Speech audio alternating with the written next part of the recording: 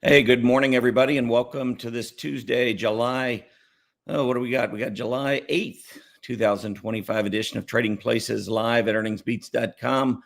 I'm Tom Bowley, Chief Market Strategist here at EarningsBeats. It's a pleasure to be with all of you again this morning. It's going to be an interesting week because there's not really a whole lot to trade off of in terms of economic news, also in terms of earnings news. We're just on the doorstep of earnings. Next week, of course, we'll start to get some big reports from the large banks and really get earnings season cranking. But for this week, there's really not much in the way of earnings and economic reports outside of initial jobless claims on Thursday. Not a whole lot going on this week in economic reports. So what that leaves the market to do is to consider what might happen with tariffs, what could happen as far as, market being overbought after a really lengthy run to the upside off the April low.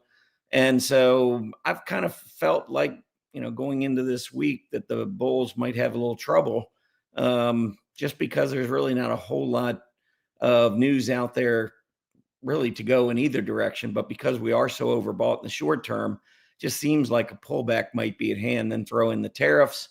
And we do have a couple of key inflation reports coming up next week. And that's going to be center stage, I would imagine. So both of those things could lead maybe to just a little bit of sideways action. I mean, I don't expect a big sell-off, but I also, without, any more significant news, I don't know that there's a whole lot of catalyst out there to take the prices higher either. So I guess what I'm saying here is I'm not quite sure where we're going in the short term. I do think that to the downside, we're somewhat limited. I do like the rising 20-day moving averages as support on any continuing selling, in addition to what we saw yesterday. And to the upside, I think the recent high, maybe, give that a little bit more respect than normal, simply because, again, we're not going to see a whole lot of news to drive prices to the upside. Now, I mean, as far as the tariffs go, if we start seeing deals, I think the market's already priced in that we're not going to have big tariff problems down the road.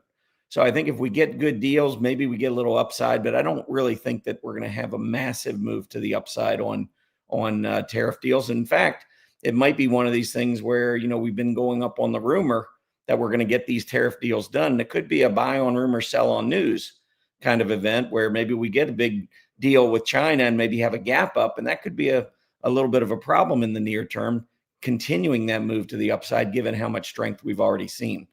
So I just think for now, we're in this sideways, probably not going to move a whole lot range unless we get some bad news with the tariffs, where we start getting the headlines where, the rates are going to shoot back up to 70% because they haven't responded by the deadline. And I think right now, President Trump has laid out some, maybe a little bit of a delay to August 1st for many of these countries. So I don't see any major downside, but at the same time, this has been a very volatile subject over the past few months. And so, who's to know exactly how, everything shakes out here. But I do believe that in the near term, we remain very bullish. The overall market, I believe, in time is going higher. It's just a matter of whether or not we can continue to sustain that move to the upside right now. And without news, I don't know. That's going to be a tough sell. We'll see. Anyhow, let's take a look at what happened in the market yesterday, and we'll kind of go from there. So we've got the Dow Jones yesterday dropping 400 points back down to 44,400. Trying to get through and sustain a move through 45,000 is the goal on the Dow. We haven't really been able to do that just yet. S&P 500 left the 6144 all-time high in the dust. We were down 49 points yesterday, which was down about 0.8%, but still above that recent breakout. I think that would be the first key support level to the downside, would simply be that broken resistance. Anytime you have, if you're looking technical analysis, broken resistance becomes price support, right?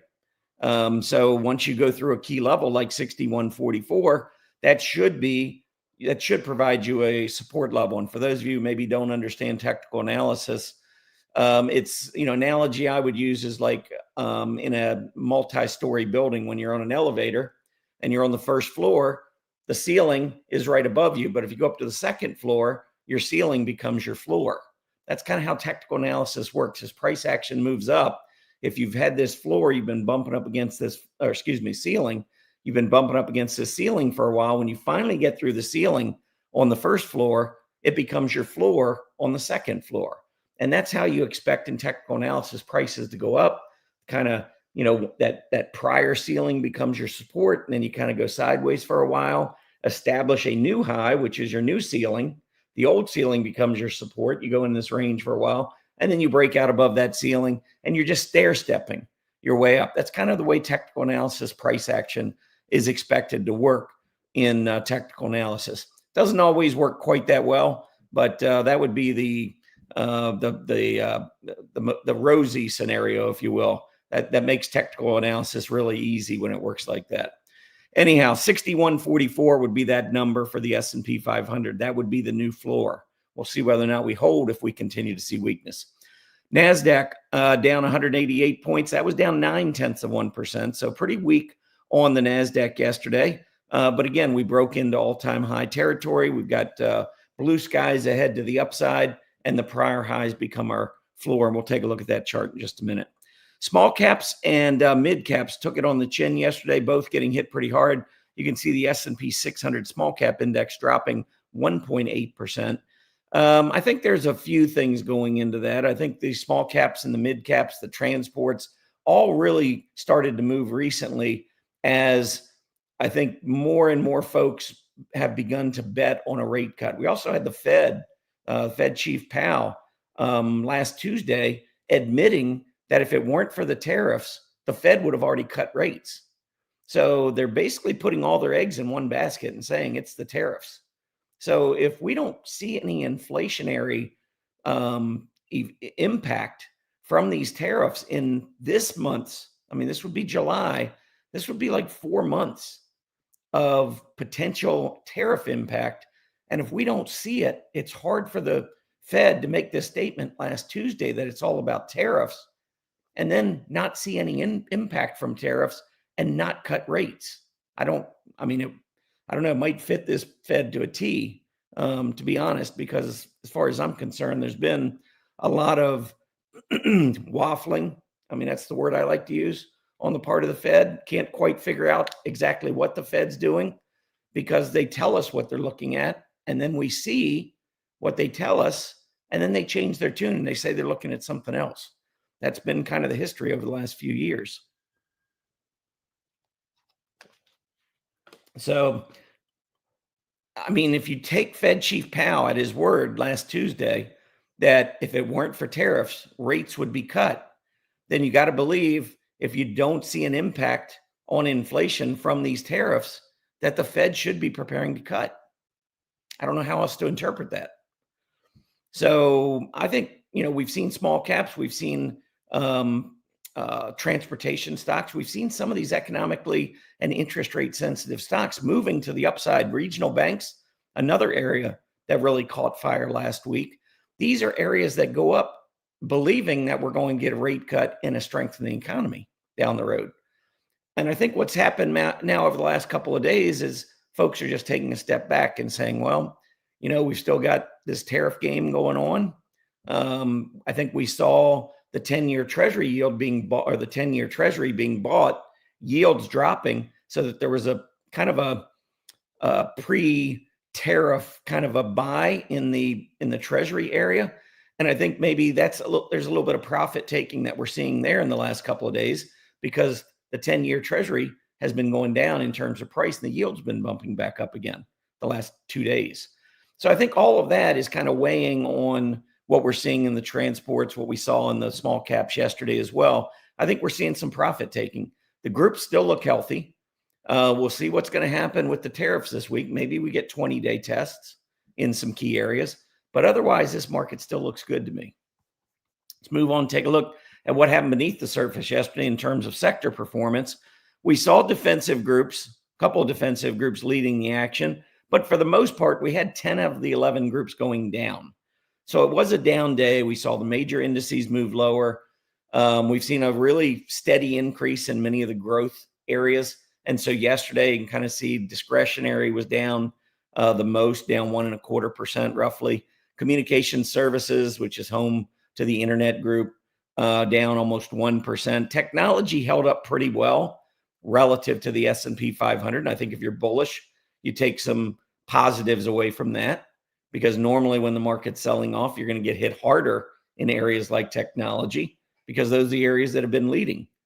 And so they're still clinging, still holding on to that relative strength that they've enjoyed off of the April low, even on a down day. And I find that to be pretty bullish. So if that continues, if we do, maybe pull back a little bit, but some of the aggressive areas continue to do pretty well on a relative basis, I think that's a signal, to me at least, that the pullback's likely to be temporary. So all in all, I thought that the action yesterday was okay. I mean, given a week where I think with overbought conditions, we could see a pullback, I'm pretty happy with the breakdown in terms of what we saw leading to the downside and the relative performance of some key areas. S&P 500. So here, after it seemed like almost nonstop move to the upside from just under 6,000, breaking to all-time highs, getting through 6144, approaching 6,300. We did see a little bit of selling yesterday. And if you look down here at the RSI, kind of make this a little bigger here for you, but you can see the RSI got well above 70, almost hit 80. And if you look back over the course of the last year, that's the highest the RSI has been since almost 1 year ago. So the market's primed for a little bit of selling just because it's overbought. We did see the RSI dip a little bit back down below that 70 level, back to 68. As long as the RSI remains above 40 and maybe even 50, generally you're in an uptrend, and any kind of pullback or sideways consolidation normally provides relief to the RSI. Couple of things I think look really good. Number one, we did get that price breakout. That's the number one indicator as far as I'm concerned, price and volume. And we got a big breakout. Volume was okay, kind of moderate on that move to the upside, with the exception, you can see the 1 day volume was pretty low, but again, that was a half day. That was July 3rd. So we closed at 1 p.m. So we didn't get a full day's volume, got a lot of folks traveling. It's always going to be a light day when you have a half day. But the other thing I find really bullish is the AD line, which just continues to power forward to the upside. And that actually held up really well during the selling that we saw from February through April. AD lines basically just went sideways, which was another indication that this was not going to be a lengthy move to the downside, that we saw a lot of accumulation taking place even during some of the worst selling. I always find that to be a very bullish signal. Talked about it, actually wrote to our members. I think it was back on like April 9th or 11th or somewhere in here. I don't remember the exact day, but I sent out a message. Actually, my partner, John Hopkins, sent out a message. I was dealing with a family emergency down in Florida, but I talked to John and I said, listen, I'm getting all in. I want you to let the members know that I'm getting all in. And that was back very close to the bottom.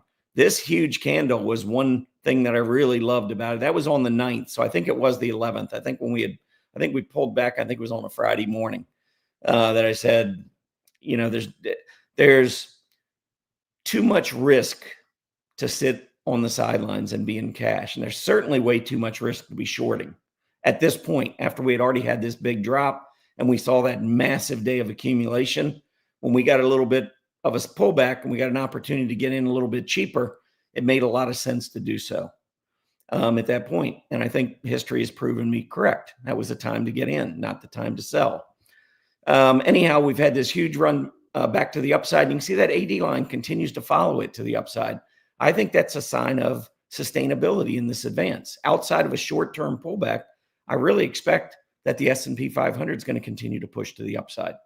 Now, as far as that short-term pullback, you've got the rising 20-day moving average now almost at 6,100, and you've got that prior all-time high at 6,144. Those would be the two areas. So from where we sit right now on the S&P 500, I would say maybe we have another 1.5% to 2% potential downside. Now, sometimes you get these moves to the upside and you start to, you go sideways for a little bit and you don't get a 20-day test. You just take back off again and set a new high. I'm not saying we're going to the 20-day. I'm just saying that is the key support level that I would be watching. I think if we pull back there, that's an area where I would get more aggressive. NASDAQ 100, once again, you can see the breakout, pullback. Everything looks very similar. The RSI had moved above 70. Now it's back to 66. So we're getting a little bit of a pullback to relieve that overbought oscillator. We've got the AD line very strong, and much like the S&P 500, you can see that AD line back February to April held up. We didn't really see a lot of distribution. A little bit of distribution early on in February, March. So we saw a little bit of a move back in the AD line. But on this move to the downside, there was actually more accumulation than there was distribution, in my opinion. And that was, like I said, one of the signals that said there was too much risk to be out of the market. You don't want to be in cash when the market takes off out of a bear market bottom. One of the biggest moves the stock market ever makes is coming out of a bear market bottom. And I've had people write in and say, Tom, why do you spend so much time trying to call bottoms? Well, if this doesn't tell you why, I don't know what the answer is. I mean, if you can call a bottom, you don't have to nail it right at the bottom. But if you can see that the risks are too great to be out of the market and you get back in, this is the kind of return you get. If you don't go in, and I always say you got to hold your nose and buy, because everything around you stinks as far as the market goes. All the news is horrible. The price action's horrible. You wake up to big gap downs, futures down. It's hard to take the other side of a trade. I get it. But look back and you tell me, would you rather get in when the NASDAQ 100 is in the 17,000s, or would you rather do it now at 22,000? You got to hold your nose and buy. IWM, small cap. So here's a nice little move that we saw here. This comes off of that false breakdown below the 20-day moving average about 2 weeks ago. And I talked about it then. I loved this candle. Anytime you get a false breakdown and then come back up and hold on to a key, not only key price support, but also key moving average support. That was the start of what launched a really nice move higher in the IWM in the small cap area. Now, yesterday we did pull back, but look, we had the RSI, which had gone above 70. You go back over the course of last year, doesn't happen very often. Here it went above 70. Look at the pullback. Here it went above 70, and we had sideways consolidation and later a pullback. But when you get overbought, I mean, that's what these overbought oscillators do. They just tell us that the market is prime for a possible sideways consolidation or maybe even some selling to unwind the overbought oscillator. So if you're familiar with the RSI at all, usually 70 represents overbought, 30 represents oversold. And if you notice, when you get down to 30, a lot of times you get a little bit of pop in the other direction. Those were both readings at or near 30. Here we went a little bit below 30, got a nice rally. And of course, at the April low, we were down close to 20, maybe even into the teens before we had the big rally. So it's just kind of it's an oscillator that moves constantly between oversold, overbought, back to oversold, back to overbought. And right now we're overbought. So from a short-term perspective, there's a little bit more risk in the market because we're overbought. That's the way I look at it. I don't look at it as that we're overbought. Oh my gosh, here comes another bear market. That's not what the RSI tells us. It just tells us short-term, we could use a little bit of relief. Technology, XLK, this is a group that I really like to follow closely because it's home to a lot of aggressive growth companies. And if you know one thing about secular bull markets, it's that aggressive growth companies tend to crush value companies over a period of time. And if we go back to 2013, you take a look at areas like the XLK, go back and calculate from 2013, April 2013, how well technology is done relative to some of the other areas. In fact, I can probably do it. Let me think about this for a second. Let's pull this up in a quarterly chart. And let's go back 10 years. I know, let's go back 12 years and 3 months. And then let's come down here and we'll put in a rate of change. And the rate of change, let's see, it would be 12 quarters, 48, and one extra would be 49. So I think if we do a 49 quarter rate of change, that should give us essentially how much the XLK is up since April of 2013, I believe.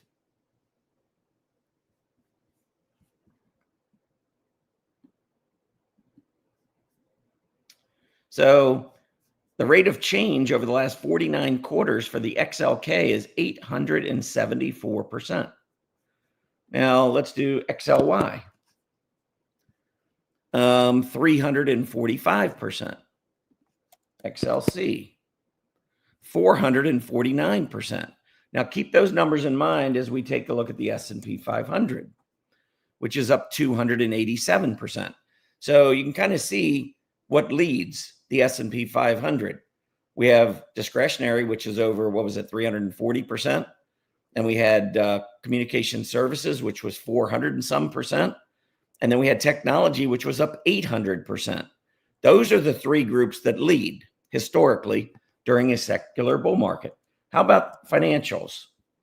Financials, 317, a little bit more than the S&P 500. How about the XLI? 334%, a little bit more than the S&P 500. Those are your five aggressive groups that lead the market to the upside. Now let's take a look at some more defensive areas. How about healthcare? Healthcare, 242%, a little bit less than the S&P. How about consumer staples? 184%. And discretionary was 340%. It's almost double discretionary versus staples. That's what we look for. That's what makes a secular bull market sustainable. Outperformance by discretionary over staples. How about utilities?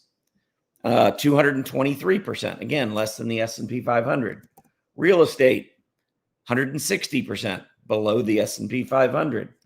And in this particular secular bull market, energy up 72% and materials up 200%, both below the S&P 500.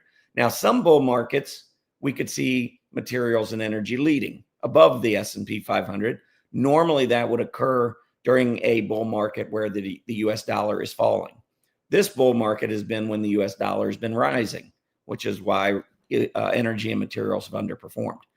Anyhow, that little quick and dirty exercise right there, just looking at the 49 quarter rate of change, takes us back a little more than 12 years. We're in 2025. That takes us back to 2013. And we go back another 3 months. That takes us all the way back into April. Literally, when this secular bull market started, it was literally almost 12 years and 3 months ago to the day. And so remember that. That's important, because when you're moving through these advances to the upside, that's why I want to see technology and discretionary and communication services performing well. Because when they do, that is normally a sign of sustainability where the market's going to continue pushing to the upside. Now, if we start to see other areas lead for a period of a month or a couple months, and the market's going up and technology takes a back seat, that's normally not a good sign. That's normally, if technology takes a back seat, but discretionary and communication services are still leading, I'm fine. But what I don't want to see are all of the aggressive groups, or many of the aggressive groups, underperforming based on what we would expect, and seeing defensive groups outperforming, because that's a sign of rotation. And if it happens over an extended period of time, there's a good chance that Wall Street is moving from aggressive stocks to defensive stocks. That's exactly what happened back in January. Actually, it started in November and December of 2024 in some areas, and carried on right through February when we topped in the market. When you see that kind of rotation over a period of time, you should not be thinking bullish thoughts. You should be thinking, and depending on other signals, if you're getting corroboration in some other areas, you should be thinking cash. And I guess if you're really aggressive, you could be thinking short. But for me, it's usually when I'm in a secular bull market, I'm generally going to ride the wave to the upside until I see signals that tell me that cash is a better option. Like back in January and February, I pointed it out on many instances at many different times over that month, I said, cash, cash, cash. I told our members, I'm pretty sure I said it publicly as well, but I said, I'm 100% cash. Said that back in late January, early February. I might have traded intraday, but I was going to sleep at night with 100% cash because I didn't trust the market. But this rotation is one of the big pieces of that. That's what helped me call that. Same exact setup. There were some other issues, but same exact setup at the end of 2021, heading into 2022, right before the market went down. The S&P went down 28%. I think the NASDAQ went down closer to 40%. All of that could have been avoided simply by following rotation. So that's why we do this. 10-year Treasury yield. You can see here's that move back to the upside. So I think that there was a lot of buying of Treasury sending the yield down as we got closer and closer to what I think, or as we move closer and closer to what I think are going to be rate cuts. One thing that, if inflation's a big problem out there, normally what you would expect is that folks are going to be unwilling to hold on to bonds at 4%. I mean, if you think that inflation is going to jump back up to 5, 6, 7%, you don't want to hold a 10-year Treasury yield that pays you 4%. You're losing money. So if you believe inflation's a problem, you're going to sell bonds, and that's going to drive the yield higher. And you're not going to see folks buying bonds until it gets to a level where they're comfortable that it includes a cushion or a buffer for inflation. That's why when the yield topped back in January and we've been moving lower this year and everybody's talking about tariffs and inflation, this is one of the signals I look at. I'm like, bond investors are not looking for a buffer for inflation. Why should I be thinking about inflation? The bond market's not thinking about inflation. Stock market, what was leading the market and what's been leading the market? Growth stocks.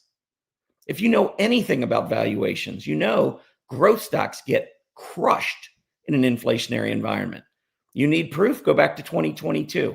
Take a look at the growth stocks during the year when we had rising inflation. Second half of 2021 or toward the end of 2021, throughout 2022. Look at what happened to growth stocks. They get crushed. I'm looking at growth stocks setting all-time highs right now. Bond market's not worried about inflation. Stock market's not worried about inflation. I'm not worried about inflation. The only one worried about inflation is the Fed and the media, and then anybody who's listening to them. Everything else, if you look at the charts, there's no inflation worries.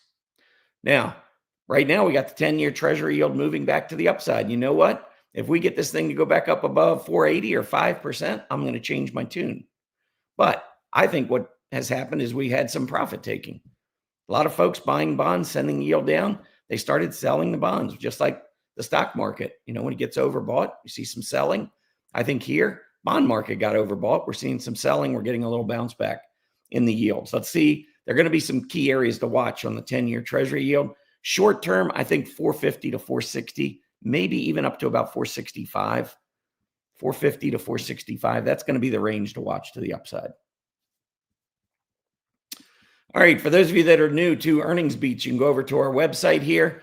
You can check us out. We have a free no-cost trial to our service. You can check that out. That does require a credit card, just to let you know. But we will reach out to you before your 30-day trial ends to let you know that, hey, you're going to get charged. And oh, by the way, we have a great savings if you sign up for an annual. So we're going to try and give you a good deal, but also let you know in case you do want to cancel. If you are new and you simply want to learn more about us, I would suggest our EarningsBeats Digest newsletter, completely free, no credit card required. Twice a week, I give charts of companies featuring some of the things that are important to us. It could be accumulation distribution, the AD line. I might be featuring something there. It could be earnings related. It could be a gap support. It could be moving average support. It could be sentiment. A lot of different things that we talk about.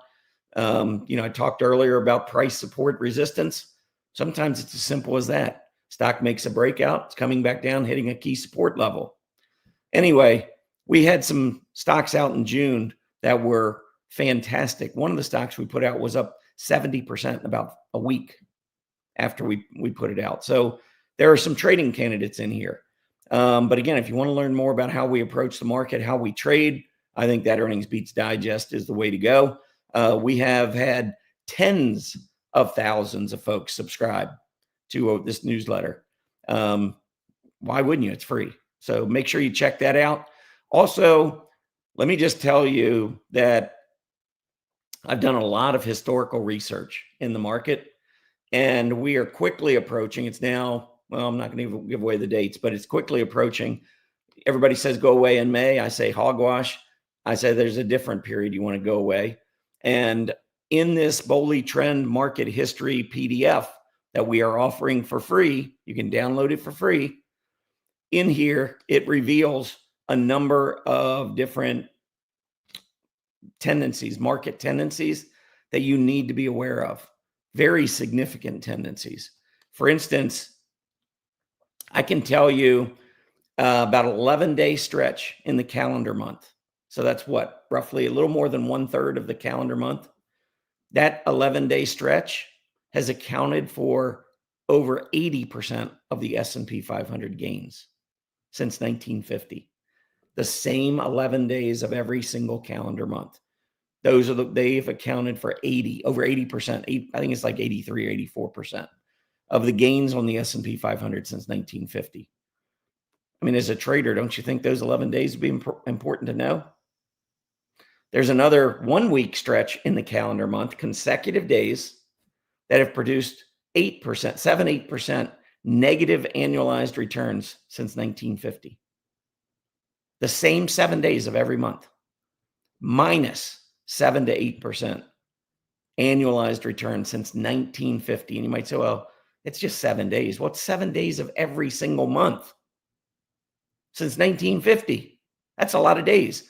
That's roughly a quarter of all trading days. Don't you think knowing these tendencies would help? Click on that Bowley Trend Market History. It's a free download. We give away a lot at Earnings Beats. And that's probably, if I talk about something that's, kind of like my baby. I mean, I've been working on historical trends since back in the late 1990s. It's probably, I'm going to say 27, 28 years worth of work. And it all stemmed from my days in public accounting. I would go out and audit companies, and, payrolls would be a couple times a month, 15th and 31st. Some companies might just pay once a month, the end of the month. But I started thinking all this money that was being collected from employees that were going into this little kitty that was being sent off to these plan sponsors, 401k plan sponsors. And when they get the money, they don't make decisions when they invest for you. They get the money, and by law, they have to invest based on whatever whatever you selected in terms of where you want your money to go. And so that's how this whole Bowley trend and market history and all these tendencies, seasonal tendencies, that's how all this was born, was just thinking about, well, if all this money is coming during certain times of the month, what impact does that have on the stock market? Anyway, you want to check that out. It is just past 9:30. I just wanted to mention over at Earnings Beats, for members, we do have predetermined scans. So, here we were talking about the RSI when it gets up to 70 being overbought. Well, sometimes individual stocks, when they're moving up, when they pull back to an RSI between 40 and 50, this pullback, a lot of times it's very buyable.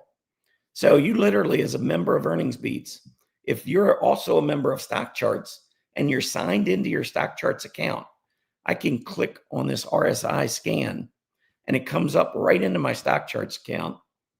And then I can go in and I can pull up one of our chart lists. I'm just going to pull up strong earnings.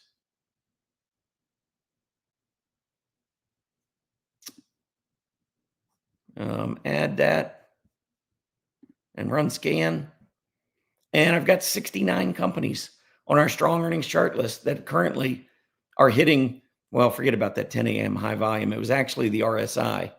But these are 69 companies that have an RSI between 40 and 50. These are potential overbought companies. And you might say, well, I want to look at software companies. Or here's aerospace, which had been so strong.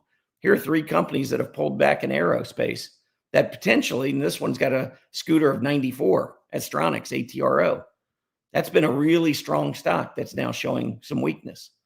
Banks, BCH, Banco de Chile. Of course, volume seems pretty light, but it's an 84 scooter, which is, StockCharts technical rank. Potentially, this is a stock pulling back. Let's go down. Let's see if there were any software stocks. 4 software stocks. CVLT was 53, has a 53 scooter, but it's pulled back to 175. Let's just pull the chart up. Well, it was up near 52-week high. It's pulled back. It's kind of hit this support around 170. If it can get back through the moving averages, it looks like it could run right back up to 190. That would be a 10% move. So, I mean, that's how quickly, look at the RSI had gone up to 70. Look where it pulled back to, right to around this 40 level. So both these bottoms occurred right at 40. That's how quick that you can take some of our information, take some of the tools at StockCharts, combine them with the tools at EarningsBeats, and quickly come up with trading candidates that aren't crazy overbought. You don't have to chase everything. Anyhow. All right, let's take a quick look at what's going on in the market today. Let's see where we opened. We had some green futures. I didn't talk about futures, but futures were up a little bit overnight. Dow futures, or Dow Jones right now down 0.25%. S&P flat, NASDAQ up just a fraction. And you can see small caps and mid caps, which yesterday underperformed. They're showing a little bit of relative strength today. As far as some of the areas of the market, looking pretty good today. Moderna, this was actually a stock that was on our July seasonality report we sent out to members.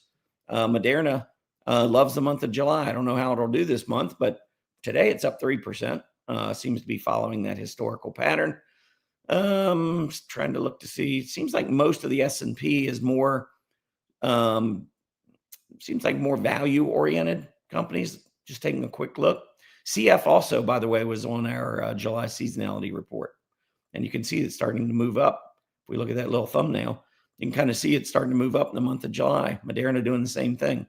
So kind of following historical patterns. Anyhow, that is it for me. So I hope everybody has a great rest of your day. Please like the video and subscribe to our channel. That'll help us with the YouTube algorithms as we try to build our YouTube community.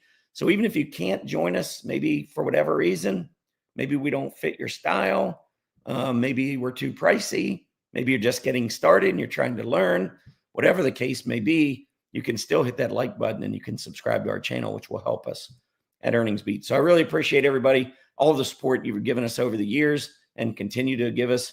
Everybody have a great day, and we'll be back next week to do it all again. Happy trading.